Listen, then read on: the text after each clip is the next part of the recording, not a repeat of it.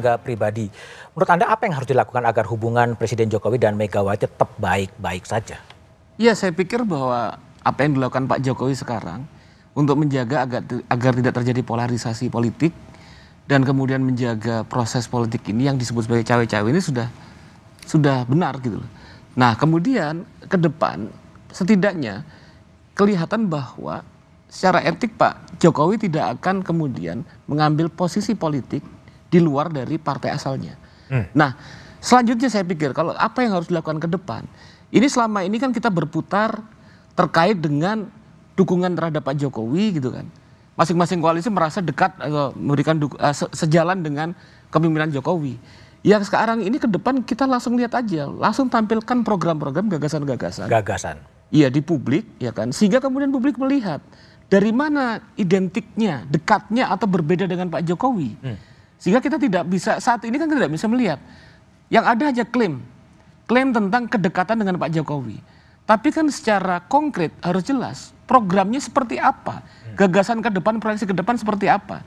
Sehingga publik bisa melihat bukan hanya karena selalu dekat bersama-sama jalan bareng, tapi bahwa gagasan platform 5 tahun itu kemudian kelihatan perbedaan dan persamaannya dengan apa yang sudah berlangsung selama 10 tahun. Politik gagasan. Ya. Baik, Bung Adian. Jadi apa yang akan PDI Perjuangan lakukan untuk memastikan hubungan Pak Jokowi dengan PDI dan Ibu Mega tetap harmonis dan akur-akur? PDI Perjuangan itu bukan partai kaleng-kaleng. Dia partai yang sudah teruji. Jauh lebih banyak teruji dibandingkan partai-partai yang lain.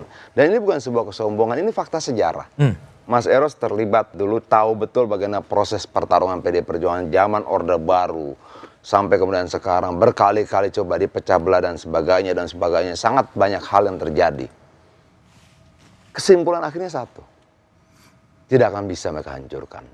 Tidak akan bisa mereka pecah belah. Tidak akan bisa mereka adu domba satu dengan yang lain. Dan yang berusaha melakukan itu pasti kalah. Apakah ini ramalan? Bukan. Ini fakta-fakta sejarah yang berangkaian. Itu loh. Dulu zaman Orde Baru, kekuasaan saat itu coba menghancurkan PDI Perjuangan. Saat itu masih PDI ya Mas Eros ya.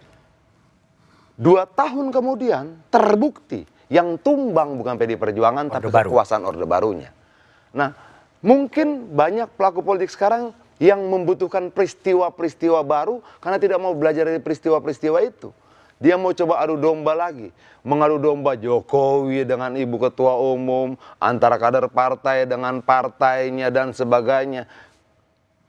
Satu hal, pasti gagal. Pasti gagal. Pasti gagal. Bung Andre, jadi apa yang dikerjakan oleh Gerindra dan Pak Prabowo dekatan dengan Pak Jokowi tidak ditafsirkan kemudian akan menciptakan kerenggangan dengan PDI Perjuangan?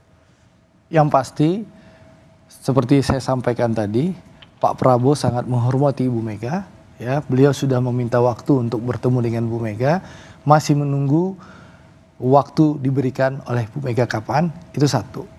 Yang kedua, kami sangat yakin bahwa pidato Mbak Puan itu bukan ditujukan kepada kami. Karena tadi, politik Gerindra dan politik Pak Prabowo itu merangkul, bukan memukul, dan kita ingin mempersatukan, bukan melakukan pecah belah. Tapi yang pasti, Mas Budiman, kita harus jujur dalam berpolitik ya. Dalam pidato kenegaraan 16 Agustus itu, saya tahu persis kalimat Pak Jokowi bahwa beliau tidak mempermasalahkan fotonya dipasang atau digandeng oleh pihak lain.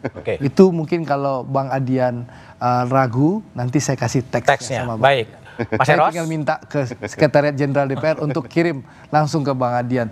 Mas Eros, potongan video Pak Jokowi. Ya, kalau Mas Eros, apa saran Anda untuk PDIP dan Pak Jokowi agar kemudian bisa saling percaya dan bergerak bersama untuk bangsa ini sebetulnya?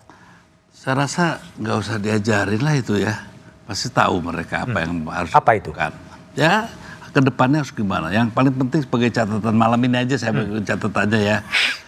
Saya kok tetap yakin bahwa rakyat itu nggak bodoh lah ya. Rakyat mengamati semua ini ya. Jadi kan pintarnya Pak Jokowi ya kan. Jadi semuanya jadi berpusing begitu ya kan. Artinya dia bisa berhasil menempatkan dirinya sebagai pengontrol pendulum ini ya, ke kiri dan ke kanannya. Saya rasa itu yang menjadi catatan penting dan terserah mau sampai kapan nih rakyat dibikin bingung. Nah, itu titipan saya kepada Pak Jokowi Mbak Mega dan Prabowo gitu ya. Dalam hal ini kenapa maaf tidak sebut nama Mas Anies bukan karena saya tidak menyukai, bukan, karena memang dia tidak pernah dibicarakan kan, memang disingkirkan. Nah, jadi kalau menurut saya ya, Bu, iya sadar gitu ya, bahwa sebetulnya, maaf aja saya kan sedih ya, dengan bagaimana Mbak Puan ketakutannya kehilangan Pak Jokowi. Wah, begitu juga tadi, wah Pak Prabowo tuh begini, begitu, seolah pemuja yang luar biasa gitu kan. Nah ini kan buat saya satu sebagai catatan, memangnya Pak Jokowi bisa memerintahkan anak-anak itu untuk nusuk si ini, si itu, nggak ada. Dan saya percaya bahwa rakyat punya pilihan dan caranya sendiri dalam memilih yang akan datang ya. Karena mereka belajar dari masa lalu, dibohongin terus, itu aja. Baik, Mas Eros, Bung Adian, Bung Andre, dan Mas Erlangga, terima kasih telah bergabung di Satu Meja The Forum.